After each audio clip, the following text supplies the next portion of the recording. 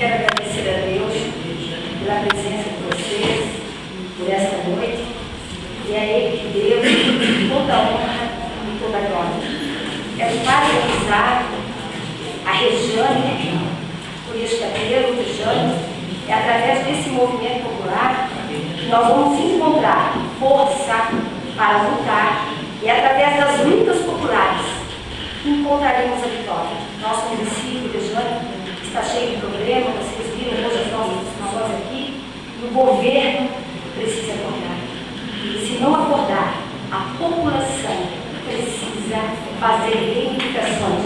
Reivindicações sérias, porque senão são os nossos filhos. É a criança de amanhã que vai estar sofrendo cada vez mais. A hora é agora. Quero aproveitar dessa oportunidade também para parabenizar cada trabalhador e cada trabalhadora. Cumprimentar os trabalhadores do município inteiro, porque dia 1º de maio é o nosso dia.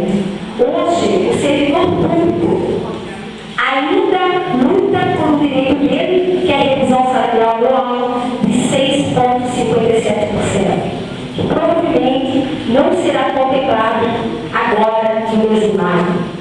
Então, a nós trabalhadores, que não nos cansemos, mas que acreditamos numa manhã melhor, num trabalho melhor, numa empresa melhor. A gente pergunta o que está fazendo o governo pela classe trabalhadora. Então devemos sim comemorar, porque não temos muitos avanços, mas também é um momento de reflexão para o Dia do Trabalhador.